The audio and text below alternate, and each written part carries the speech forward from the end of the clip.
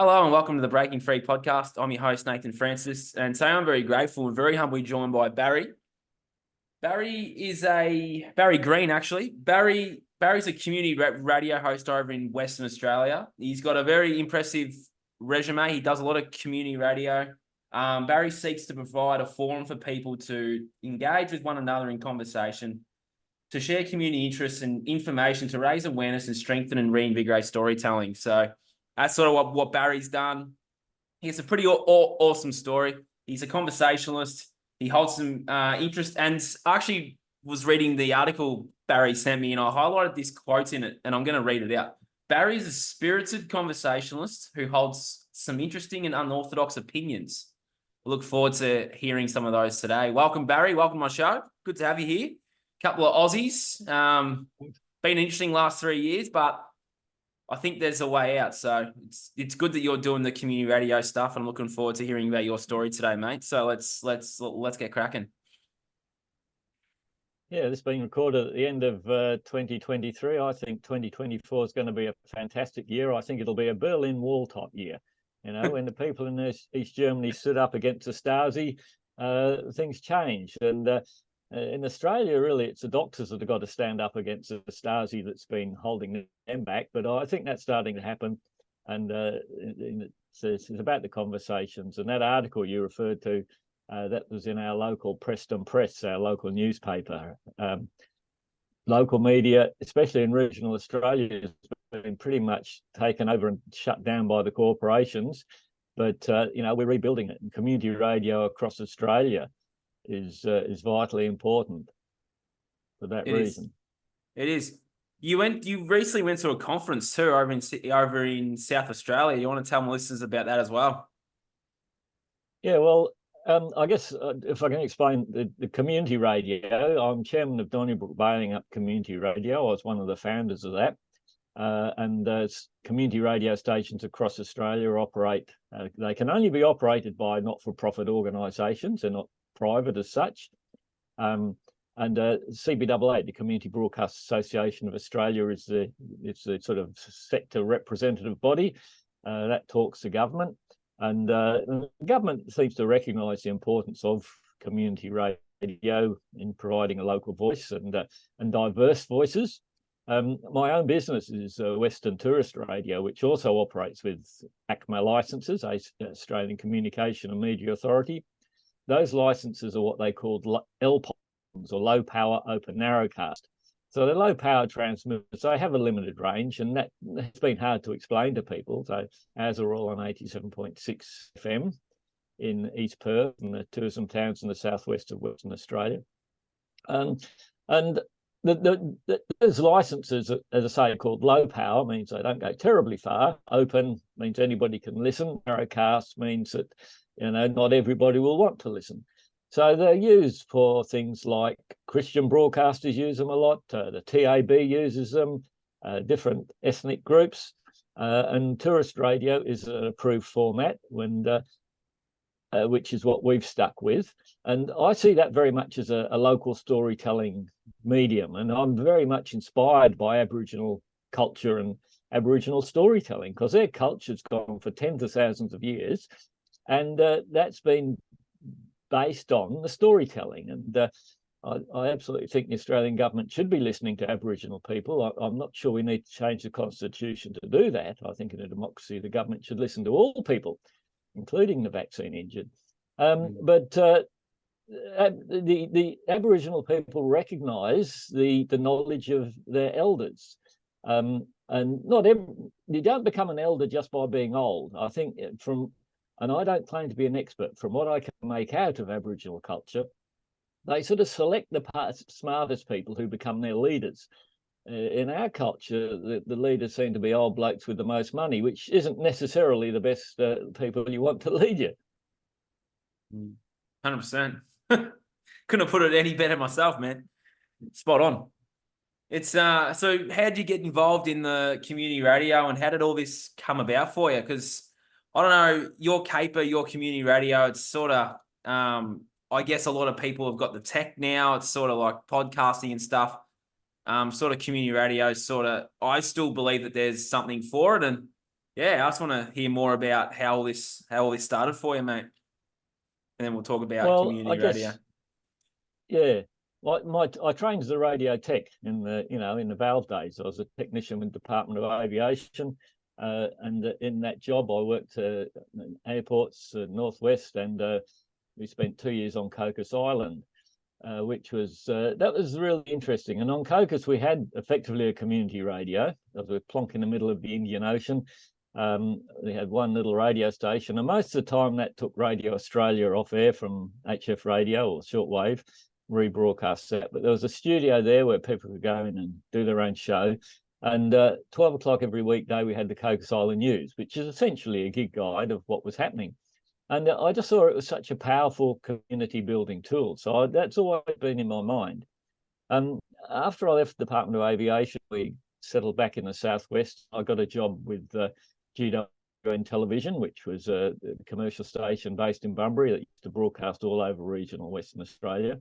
And once we got a job down here, we were able to buy a farm. And my wife and I both grew up on farms, and we'd sort of looking to give our kids the opportunity to grow up on a farm. So anyway, we bought our farm in 1988, and I commuted to Bunbury to GWN, and then we had an old house on the farm, which in about 2000 we renovated to use as a farm stay. And so I sort of became involved in tourism through that. And then I could see the writing on the wall. There wasn't going to be a job at GWN much longer. So I was looking at other things, and I became aware of tourist radio stations in the Southwest. And anyway, I was sort of introduced to the bloke who operated the stations, and said I was looking for something else to do. So I convinced my wife to borrow the money to buy Western Tourist Radio against her better judgment. And of course she was right. But anyway, we kept going. So we've had the business 22 years and it's made no money. So I'm a bit of a mug businessman. But the reason I persevered with it is that way back in 2001, we bought the tourist radio stations, and we'd created a website. And I saw the two going hand in hand, and I employed the services of a local SEO company, search engine optimization, and invited them out to our place, and we were having a barbecue up at our dam. And Graham explained to me that this is in 2001, remember, that Google had become the most successful search engine because they'd figured that in any subject area, the website with the most sites linking to it must be the most relevant. So it came up in the rankings. And to me, this was a light bulb moment. I thought, this is going to change the world, because there's an opportunity for the best information to come to the top, not the information with the most money to spend on advertising. And that had been since the 60s, 50s and 60s. Commercial television had been the most powerful communication tool in the Western world. And while people say there's a lot of crap on the internet, and they're right, there's a lot of crap in the commercial media. The only difference is only people with lots of money can put their crap on the old media, whereas anybody can put their crap on the internet.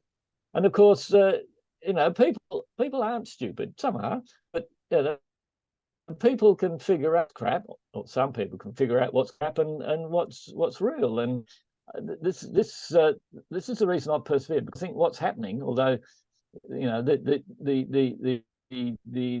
old elites are trying to reclaim it, but I don't think they're going to. The fact that you can put up this podcast, we can have this conversation from one side of the country to the other.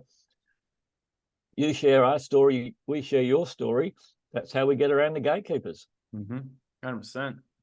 100%. What sort of woke you to all this stuff? Like, was it the last 3 years, or were you always, as it's been quoted here, unorthodox and interesting, Barry? Well, I guess 2018, I was pretty depressed about the ways of the world. We were doing the regen ag thing, or organic agriculture. And we went to Perth, or actually Fremantle. There's an event in Perth called Healthy Soils, Healthy Communities. And it was organised by Perth NRM, National Resource Management, ECU, health people there, and Heart Foundation, of all things. And the guest speaker was Charles Massey. the author of a book, Call of the Reed Warbler, A New Agriculture, A New Earth. And that was another tipping point in my life, I think, because I read Charlie's book, and it was like, I read his book like some people read the Bible. And every time I read it, I got something different out of it. And because I'm involved in community radio, CBAA used to run a thing called National Features and Documentary Series, which was an opportunity for people involved in community radio to be mentored to produce a documentary. So I put in a submission to do a program with Charlie, which came to pass. And that program we called Healthy Soils, Healthy Communities, and it's still on the CBAA website. And in that conversation, Charlie started talking about glyphosate and the health problems of glyphosate, how it's finding its way into mother's milk and all this.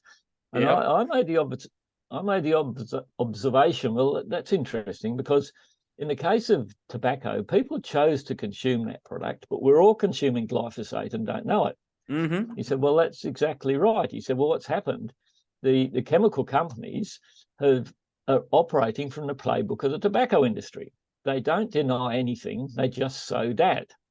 And that sort of helped me see, once this whole vaccine caper started, this is exactly the playbook that the pharmaceutical industry is operating from. And we no longer have a health industry, we have a sickness industry. And the companies that are causing sickness are the same companies that are, selling all these processed foods and sugary foods and all this gunk that's making people sick. Now, the whole regenerative agriculture thing is really exciting, because the internet's provided a mechanism for independent scientists to work with innovative farmers, and we're finding we can get much better results. Because if you look at what's happened to agriculture, especially since the Second World War, all the research has been done by the corporations looking at ways to sell stuff to farmers. What's happening with Regen Ag is this collaboration between scientists and farmers. We're finding we don't need all this crap. If we work with Mother Nature, instead of beating her over the head with a stick, we can get much better output. We get nutritious food and not spend so much. And as Charlie explains, it's sort of, I guess there's two parts to this. Well, there's many parts to it. It's complex. We've had this sort of since von Liebig discovered plants take up soluble nutrients back in the 18-something hundreds. We've had this idea that we've got to put all these nutrients there, and if they're not there, we've got to put them there. But what the whole soluble nutrient thing, we chuck on NPK, nitrogen, phosphate, and potassium, and things fly out of the ground. But if you understand the way plants work, we do need soluble fertilizer. We need soluble nutrients, but in a natural or organic soil, those nutrients are soluble but attached to the colloids in the soil. They're not floating around in the water. And plants have drinking roots and feeding roots. And in a natural soil, if the plant wants water, it draws water. And if it wants the nutrients it wants, it draws what it wants from the soil. When we chuck on NPK fertilizers, the poor old plant goes to get a drink, gets all this NPK and grows lush, and we think, geez, aren't us white fellas clever? This plant's twice as big as it used to be. But people who live on Coke and Big Mac grow to a spectacular size as well. And just being big doesn't make it healthy. And then in nature, pests and diseases seek out the weakest specimen. So we create a whole paddock full of diseased plants and then turn to the same people who sold us the fertilizers for a chemical solution. And that's the business model that's driven this thing. And it especially kicked off after the Second World War, when, as Charlie says, these big corporations had plants making nitrogen for explosives. And so what are we going to do with these bloody things? No, we'll sell it to farmers and call it fertilizer. And if you chuck nitrogen fertilizer, urea and other forms, things fly out the ground. There's no two ways about it. But nitrogen fertilizer is like the dole for the soil. It destroys the soil biology. And so this is a situation we've got into, and we've been convinced we need all this stuff to feed the world, but in actual fact, that's the business model that it's built on, and that's what's making people sick. So you've got this this situation, and you talk about it, we've got to make our own decisions and choose what we eat, because all this stuff, food-like material the corporations are selling, that's what's leading to the sickness. 100%. And it's genocide in slow motion. Yep. Yeah, you're spot on. It's spot on, and it's not real food either. It's like the organic farmers are getting shit on it at that moment. And I know where I live up here in Queensland, like my brother and I, we go to the markets on a Saturday and we suss out the organic farmers and just, support them and buy the good quality food off them and talk to them and just say, that they're doing such a great job, because at the moment, these big companies, these big businesses, they're trying to steer them away, trying to make them go bankrupt, I guess.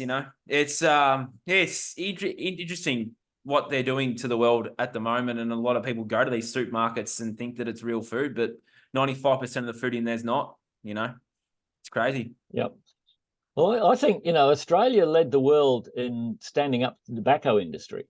We've got the lowest smoking rates, and that's really got up the nose of the corporations, and they've pretty much taken over the government. So that when we talk about following the science knows that excuse me, that this stuff really isn't fit for purpose. But because we've got this regulatory capture, really, so the government's been taken over by the corporations. And you've got this situation: a small producer wants to produce some sort of food. There's all sorts of regulatory requirements that they've got to meet to ensure it's safe. But the stuff the corporations are producing is food-like material. It bears no relationship to the sort of what your grandparents or your great-grandparents grew up on.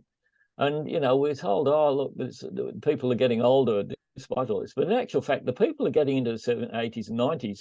They weren't eating this crap as kids, and that's why they're getting into those big numbers. This period of time, we're going to see that the current generations aren't going to live as long as their parents, and if they do, the cost of keeping them alive is going to be horrendous. So there's a basic economic thing, and at some point, the government's going to have to wake up to itself, because the government's subsidising the sickness industry, but we're managing food on the basis of down on price. Houston, we have a problem. And so see how that goes.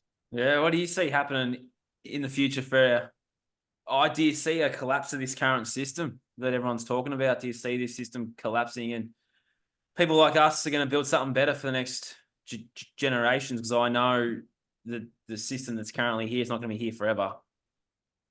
Yeah, I think you're right. But we have got the existing system, and I think it's a matter of working with it. And while you mightn't like the system, and it's Gerard Rennick is a Liberal senator. Watching him on Hoodie. Are you familiar with Hoodie? Graham Hood? I know Graham Hood, yeah. Yeah, well, he's fantastic. But when Hoodie had him on last time, Gerard was saying, look at all the thousands of people at march in these sort of so-called freedom rallies. But there's only something like 10,000 people in the Liberal Party. And so, if people en masse join the political parties, we can change it, because as the situation is sort of broken at the moment, because it's, they're the gatekeepers. But we can, at some point, that the political parties will change. Now, I think we've really got a government by focus group at the moment, so they keep saying what they think people want to hear. But I think this year there's going to be a tipping point. People are waking up to the fact that we've been conned, and the politicians will be looking for a way to out of the manure they've dug themselves into. 100%. Yeah, interesting. Interesting times ahead. I think it's very, very exciting times ahead for us. I see us actually reclaiming our power and turning the tables. And we've always had the power. There's more of us than there is of them, and that's our power. And it's up to us to help people and empower people to remember that we have always had the power, and we've always had the power to say no too. Absolutely. And that we're having this conversation because I was introduced to you by Amy from the Light Australia newspaper, and I watched your interview with Gerard Tsunami, and it was fantastic. And what I loved about that interview, it was the juxtaposition as an old journalist and a young lady, and so there's the two extremes, and old people do know stuff, and while it is the future is young people, we've got to learn from us old blokes, because we do know some stuff. I agree. That maybe you don't know that you don't know. Exactly. I learned a lot from Jerry in that chat, and for people that are interested, I'll put the link to that conversation with Jerry and Amy in the bottom of this one. And yeah, Jerry stole the show in that conversation. He was awesome, Jerry. We'll give him a shout out. Well, I had Jerry on my community radio show in about April, talking about the Light Australia newspaper. Yeah, I listened to it. About. And this is community media. It's grassroots, bottom up stuff. And Charlie Massey's been my inspiration in Regen Ag. He says that change has got to come from the bottom up. It simply can't come from the top down, because the people at the top have fought to get there and they like it the way it is. But as you say, there's a lot more of us than them. And the change doesn't have to be pitchforks. The change will come by where we choose to spend our money. Exactly. That's what's going to decide it. And as far we bought some fruit and veg in the shop the other day, and we got a whole box full of stuff for $20. And if you go into the supermarket, for $20 you get maybe a Mars bar and a Tim Tam, all of which will make you crook. Yeah. So there is absolutely a problem at the moment of cost of living, and people are struggling to pay for the food. But it's just a matter of choice of what you choose to spend your money on. The advertising by these corporations would have you believe that we need to eat their crap. But that's a problem, and at some point, the Australian government's going to have to wake up to itself, and because it's sending itself broke. So keeping sick people, not keeping them alive, but trying to it is basically keeping them alive, but we've got to get back to addressing the cause, and that's most health problems come from food. And Dr. Neil Benson, who's a doctor in Bunbury, has written a book called On the Origins of Diseases. I've interviewed him, and I understand Jerry's doing a review of his book in the next edition of the Light Australia, which comes out, I believe, on the 25th of January next year. So that's one to look forward to. But this is the exciting thing of the old independent media. We're talking each other up, and this is in another life. I'm involved in permaculture, and the key concept of permaculture is stability through diversity, which is completely at odds with the economic model of the last 60 years, which has been economies of scale, and the two are the opposite. So we're creating an incredibly efficient system that's fundamentally flawed. And so if you've got, one player goes down, the whole system's broken. The concept of stability through diversity, which is what we used to have when we had a private enterprise system, when we had lots of small farmers and lots of small shops, and if somebody provided a good service, their business would go well. If they provided a service, their business would go belly up, which is how it should be. But when you allow a handful of companies so much control, it's downright dangerous. It is very, very, very, very much so, and that's what this system is. It relies on us being sick, doesn't it? And the system can't keep going if we're all taking control of our health, and we've got the health back in our hands. That's not going to do that system any good at all. And that's why they give us these meds and give us all this stuff that's just keeping us sick and keeping us down, That's absolutely right. And it's fantastic that you're saying that, because if at some point, like the government used to say that. They used to say, don't buy tobacco. They don't say that anymore because they've been bought by tobacco, so it appears. But, coming from you, people of your generation are likely to pay attention to you, whereas if this comes out as a government announcement, it'll be ignored. And this is what's so important about what you're doing. And with agriculture and the soil, like a whole civilization is based on the soil. However tech savvy we might be, all our food comes from the soil.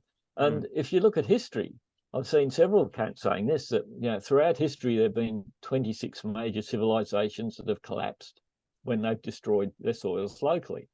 And when you destroy soil, you don't suddenly run out of food, but the nutrition declines, and then you end up with all sorts of physical and mental problems, and the thing spirals down.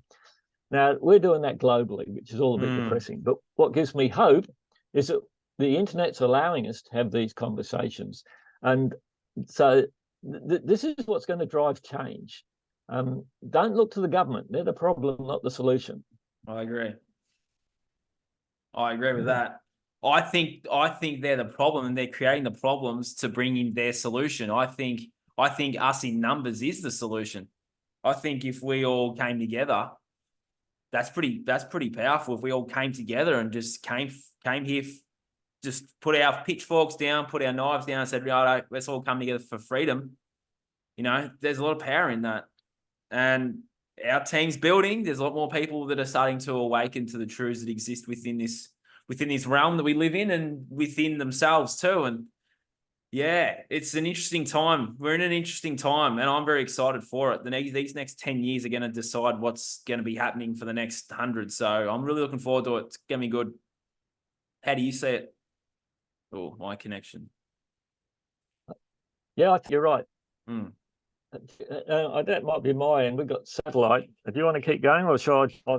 No, we're right. I think internet? We're still all right now. I think we're still going all right. We can hear you. So. Yep. Okay. I think 2024 could be a Berlin year type. I've said that already. Berlin Wall type. Yeah. So I'm repeating myself. Sorry about that. It's all right, man. We don't mind that.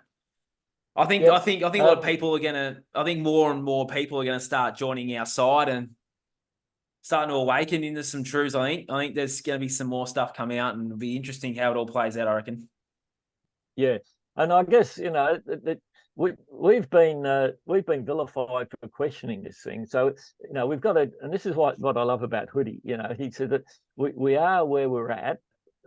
And while we've been given a hard time by the other side, we've got it's not the Anzac thing to leave injured soldiers on the field. So we've got to support people that have been damaged by these injections, and find a way forward. And there's some great scientists out there can work on this, and that if we get back to first principles, the radio tech in me knows to fix a problem, you've got to address the cause, and almost all health problems start with the food. One of the interviews Hoodie had was with a Dr. or Professor Ian Brighthope, who's a professor of health, nutritional medicine, I think, and basically what he was saying was that and he tried to communicate this to the government, if we supplemented people with vitamin C, vitamin D, and zinc, this thing wasn't a problem. Well, that was my experience. We went to a naturopath. We took all those things. We both had COVID in May last year. It was pretty much a non-event. I was bloody lethargic for a few days, but that was all. And then in December last year, I had a sore throat and a runny nose, and because our kids were due to fly somewhere, I thought I better just check before I go and see them, and that tested positive for COVID. So as far as I'm concerned, my immune system dealt with the thing because it knew how to. The second time I had it, to say, it was what in the old days you'd have called a sore throat and a runny nose. Yeah, cold. Yeah. Yep. Yeah, it's interesting, isn't it? What sort of awoke you to the whole last 3 years? Did you see through the rubbish that were being told, or how did all that play out for you, especially being on a community radio? Did you get a chance to speak about it? Yeah, I did. Well, early in the piece, I sort of thought it was real. Although when we were all shut down, I was watching things, and Dr. John Campbell was one I was watching. Once the vaccine started coming out, that's when the alarm bells. I didn't see it to start with until the reaction to the vaccines and how they created the vaccine so quick. I started talking about it in February last year on my community radio show, and I've compiled all of those into a playlist which I'm calling Doctors and Nurses with Voices, and that stood the test of time pretty well. the thing that really woke me up, the reason I chose not to get the jab, and we had to close our farm stay in October 2021.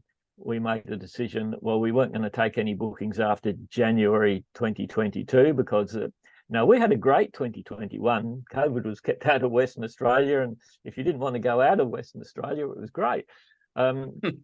Just didn't have any issues. But then, of course, once Omicron got here, it got a bit messy. But what really brought it home to me, the reason I didn't get the jab, because people say, oh, vaccines have saved us from all sorts of diseases, which I was a bit dubious about.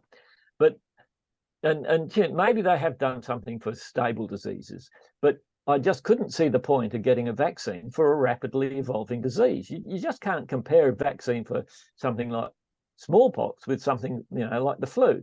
And then when the Premier, Mark McGowan, stood up and just before the borders were due to open in February last year, and he got up and he said, oh, all crap going down over East, we're going to keep the borders shut for a bit longer. And he said, if you've had 2 vaccines, you've got 4% protection against Omicron. Get the 3rd one or you're an idiot, grow a brain. Well, that was it. That's what, I did have respect for McGowan early in the police. I thought he made some good decisions, but that was it. I'm not a bloody idiot, mate. I've got a 65 years of age without becoming dependent on the pharmaceutical industry, and you're calling me an idiot. Anyway, turns out I was right because I didn't need the bloody vaccine anyway. And the proposition of the mandates was that it would stop the spread. Well, it clearly didn't stop the spread. And these people that force this on the population need to be held to account. So anyway, I started talking about it. A big one, lady I have great respect for, is Dr. Judy Wileman. Her book, Vaccination, was based on her thesis. That was actually printed in January 2020. There's no mention of COVID in it. It was all printed before that, but it's exactly what she's talking about. And I had her on the show in April last year. And that interview stood the test of time pretty well. And I was saying, just talking about it, I'm talking about it with some trepidation. Now, that shouldn't be the way in Australia. We're a liberal democratic country. Why the hell can't we talk about something? It's not science if you can't talk about it. Yeah. As Judy said, if you can't talk about it, it's religion, not science. Now, in saying that, I mean no disrespect to Christianity, but Christianity I've come to see is quite different to religion.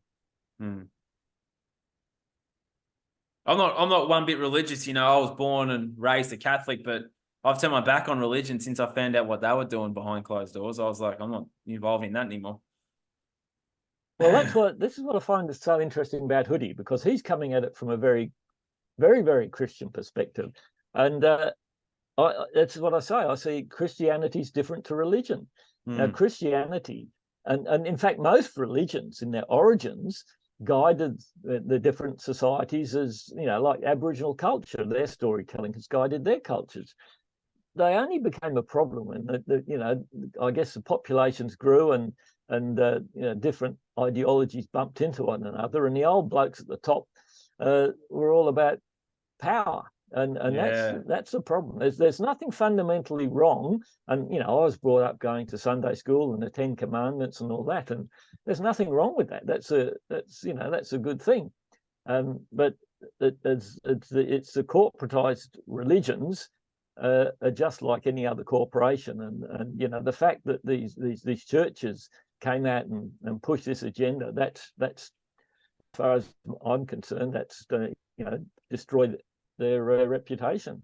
Yeah, it was interesting. All the they stopped people actually. Well, they stopped people gathering in all sorts of ways, didn't they? For the last couple of years, they didn't want people talking. And you were talking about before about how they didn't want people talking, just questioning things. And it was interesting because from when I was a kid, we used to have like debates and stuff. There'd be like an affirmative side and a negative side. You come together and you hear both sides. It was interesting the last 3 years when I was watching a bit of the news. It was like the one side. It was always this thing here, take this prick, and then anyone that was questioning it was a crazy theorist, conspiracy theorist that had a tinfoil hat on. It's like, and they had the doctors and stuff come on, but they were still pushing the one thing. They didn't have any of the doctors that were speaking up, that were getting silence come on to debate to have the other side. We sort of lost our way with that. And it was one thing I noticed. I was like, hang on a minute. Like,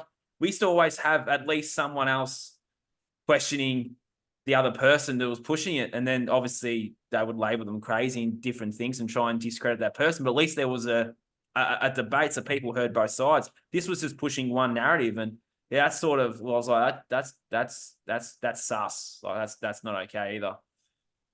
Absolutely. And that's what, like I said in the interview with Judy Wileman, I just couldn't believe that our ABC was vilifying those of us lateral thinkers who were questioning this vaccine. The ABC that supports all sorts of minority groups, and those of us that are questioning the vaccine were a minority group. Yeah. And our ABC was vilifying us. Yeah. I used to consider myself a bit left of centre, and I used to love the ABC. Me and many others have no longer respect the ABC. How can you respect an organisation that uses taxpayers' funds to vilify a portion of the population? It's beyond comprehension. It was bad. Yeah, it was like every company that was that way inclined over the world did it too. Yeah, it's just crazy, wasn't it? Interesting times. And as you said before too, like, if you had the long-term thinking like I did, this whole thing wasn't around forever. Like, you just got to just ride the wave of it. And I sort of could see the forest and the trees very early. So I put myself in a position where I was able to sidestep the attacks. I wasn't able to, I didn't get that thing either. But there was a lot of people that were like, oh, no, just want to go. Well, a lot of people my age, mate, I'm just going to be honest with you. A lot of people my age just want to go to the pub. Like, they never had, that was their only reason for getting it. Oh, I just want to go back to the pub. It's like, well, you can go to the pub next year when all this is over. But no one had the foresight or the long-term thinking. Be like, well, this isn't going to be around forever. They can't push people like us out of society forever. It's just not going to happen. And yeah, I would always, say to people, I'd say, this isn't around forever. Like, just see it out. Like, just ride it out. But no, it was the pub, to travel, to do all these things that you can still do now anyway. It's only a couple of years later. Well, so many people took it just so they could pay the mortgage. Yeah. That's not how it should be in a so-called liberal democracy.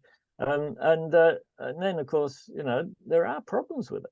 Now, I guess, that they'd argue they didn't know it was going to pan out this way. But in January 2022, I heard once on the ABC News a UK doctor saying now Omicron had arrived. It's so transmissible, there's no stopping it. It's relatively mild. It's the end of the pandemic. But we still had Australian governments enforcing mandates. And this in Western Australia, a significant proportion of the population got the jab for a disease that never got here. Yeah. And as for the Prime Minister of the time indemnifying the pharmaceutical industry, he had money. Why the hell would you ever take a product from a company that's been indemnified from responsibility of that product? Exactly. And at the same time, we've got situations where community organisations are held to all sorts of degrees of accountability, volunteer organisations, and these companies that were profiteering are indemnified. It's beyond comprehension, and it'll play itself out in the courts and that system. But it's woken people up to the fact that the medical profession is completely out of order. There's some good medical people, the doctors and amps, they're going to lead us out of this mess. And if we get back to eating decent food, and then we won't have to spend so much on sickness industry, and we'll be able to rebuild our communities with money to spend on schools and music festivals, which would be much better for mental health than antidepressants and psychologists. And Macca's and KFC and Subway. Kansas Fried Cat and all that stuff. It all starts in the school system though. Like, I saw it. I saw us all.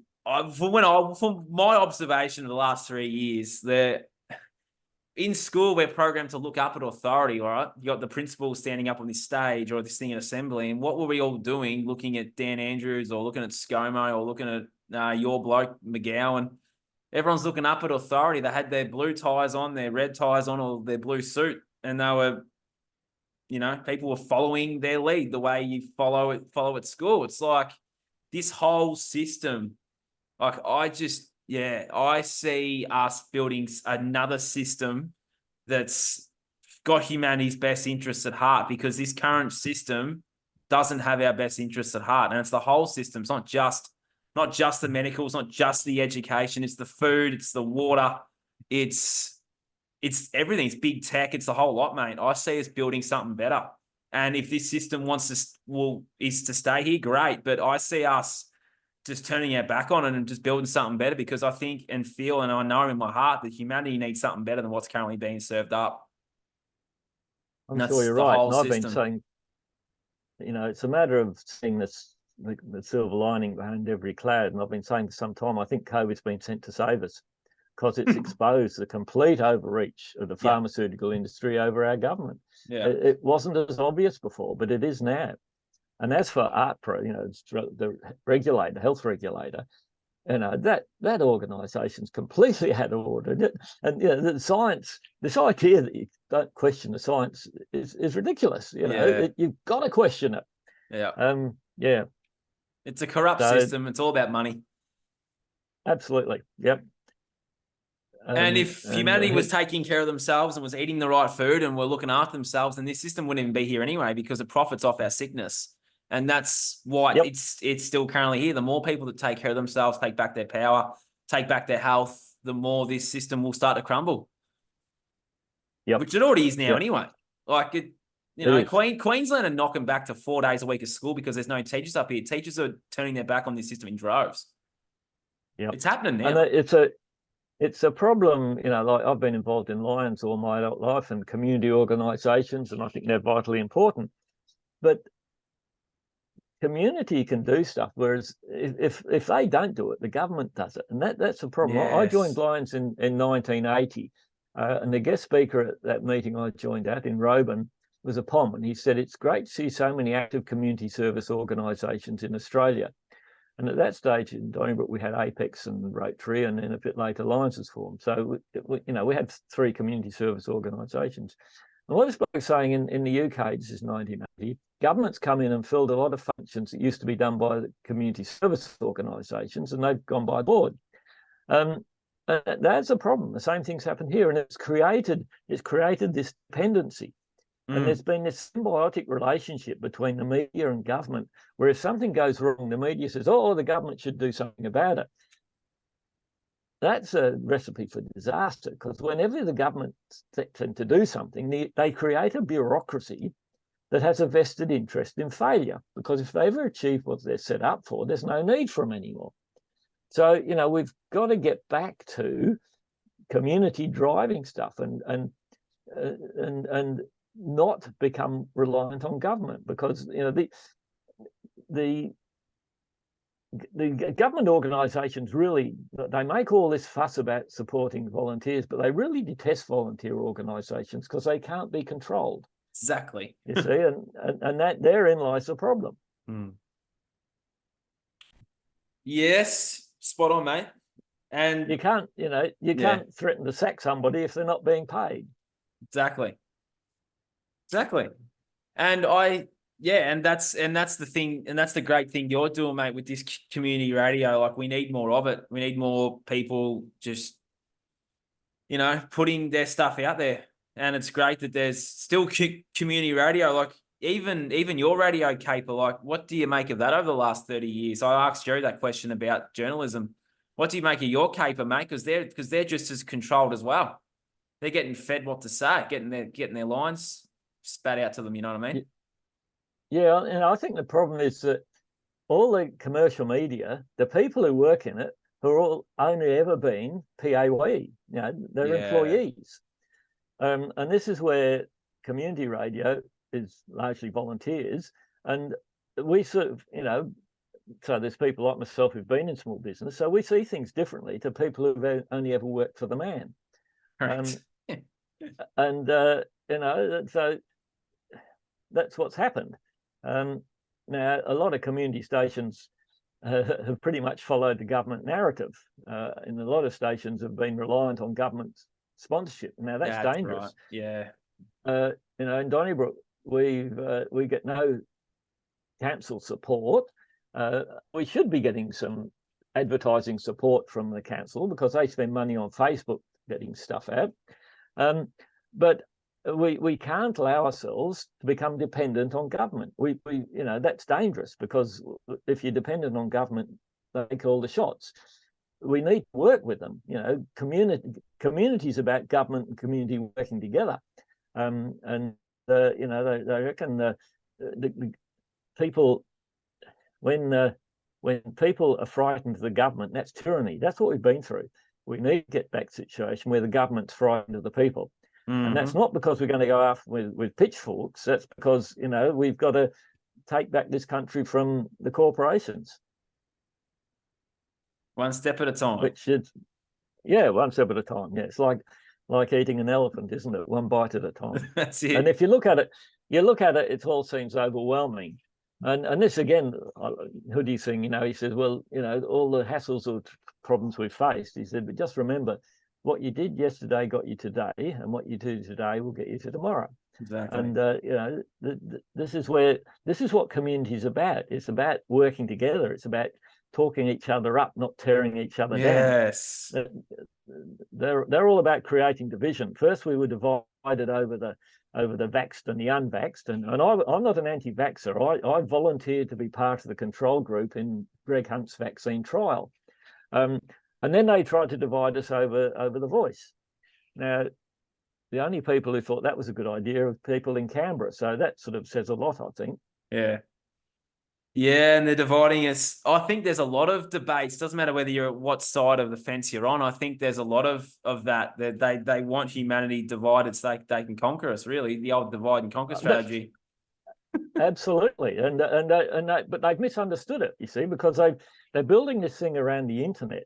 Now, as long as you've got a website and I've got a website, and I promote what you're doing and you promote what I do, that's how we get around the gatekeepers. So they think they're going to control us via the internet. That's how arrogant and stupid they are. They're building a system on the internet, but misinformation. They'll call it misinformation. The government's been the main purveyor of it. Yep, 100%. Yeah. And you look at who has invested interest in all this stuff, like I was trying to say to people 3 years ago that the people that are telling you to do all this have invested interest in it. They're just making money. Absolutely. I looked into Palaszczuk. Her father owned the biggest DNA database in the world. You look at ScoMo, he had shares in the jab companies. You look at Dirty Danny, he was in with China. It's like they all have invested interest in this. They're all promoting this stuff because they're all invested in it. So they're all making the money, taking it from you. That's why it's here. It's all a money grab. And it's like, you just had the eyes to see. You just had to look all that up. All the information was there. Then you look at the bloke that was in Victoria, that health guy. He had his sister was was on bloody the World Economic Forum. She was a board member or something. It's like, well, far out. You've got to wonder. What's his name? You've got to wonder about someone. Was his name Sutton from Victoria? His sister was on the board of the World Economic Forum.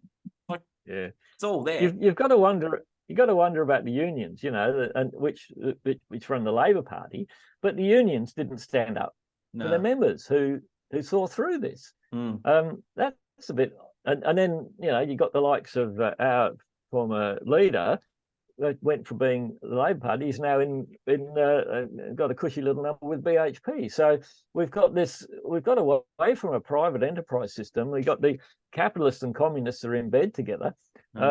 We've got to get back to a private enterprise society, which we used to have in Australia. And I just can't understand the Liberal Party, who purport to be private enterprise people, but they've overseen conversion of Australia from a private enterprise nation to a nation of serfs to foreign multinational corporations.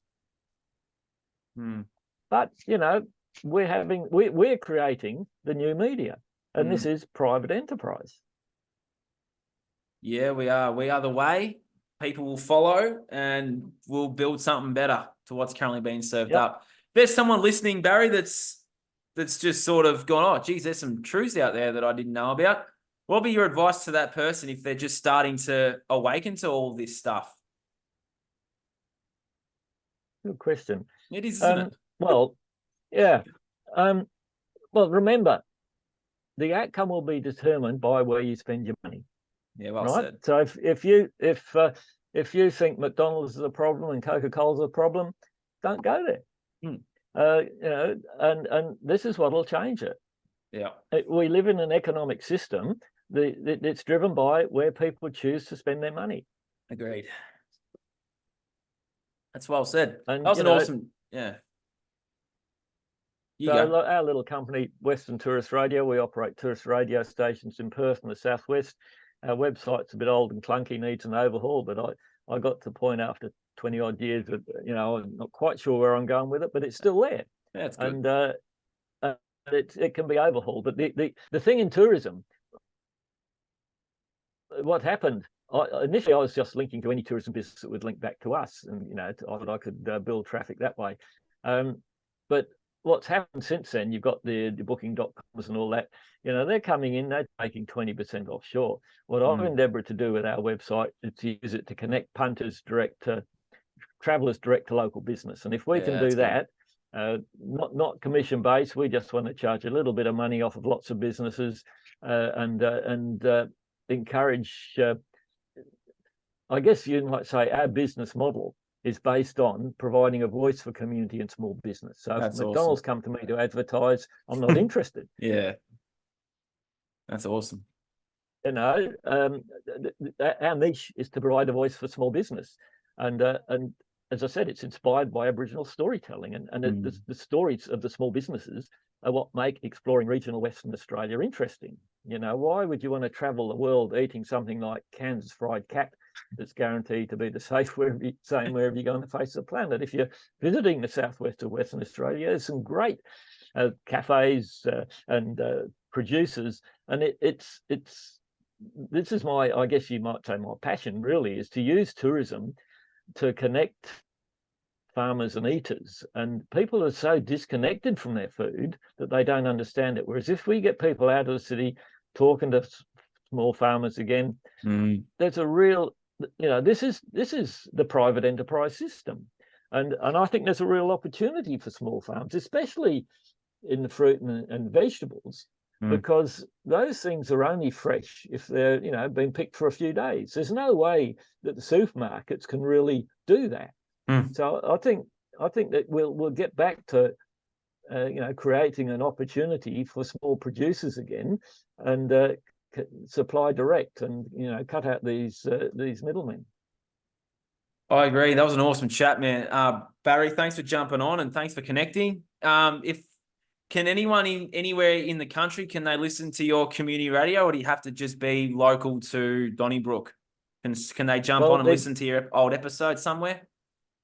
Yeah, the community radio, Donnybrook Community Radio, Donnybrook Baileyup Community Radio, it's part of the CBAA, Community Broadcast Association Australia. You can listen to community stations via the Community Radio Plus app. Awesome. Community Radio Plus. So you can listen to any community station anywhere in Australia by then. And, cool. If you're around Donnybrook, you'll probably come up with Donnybrook, but you can listen to them anywhere. The tourist radio, we're not streaming at this stage, but all our program is on SoundCloud, and I'm trying to figure my way around podcasts. Well, this technology's got away from me a bit. I need a bit of help to sort it out. But I'll help you. The program content. That'd be good. So if you go to our website's touristradio.com.au, yep, need a bit of work, but from the home page there's a link to Club Grubbery, Graham Hood. There's a link to the Life Australia newspaper. Awesome. There's a link to AMPS, the Australian Medical Professional Society. They don't pay me anything. I just link to them because I think they're doing a good job. Yeah, it's good. And there's also links to a playlist of my doctors and nurses with voices conversations. So that's the playlist, and a playlist of Regen Ag conversations. So I just encourage anybody to go there and explore. There's a few things need to be changed on the website. There's a few issues around SSL that I haven't got my head around, But you know, I just have to say to myself, well, I'm not going to blow up my brain trying to figure out things. When the time is right, we'll do it. So. That's it. Well, we'll put a link to all that in the bottom for the show notes, so people that are listening to my stuff can have a listen and explore your homepage. Barry, thanks for jumping on. That was an awesome chat. We'll have to do it again soon. Yeah, thanks for jumping on. And this has been the Breaking Free podcast. I'm your host, Nathan Francis. This is Barry Green. We'll see you guys again real soon. Take care and keep being the best version of yourself. Thanks, Barry. We'll talk again soon. Cheers.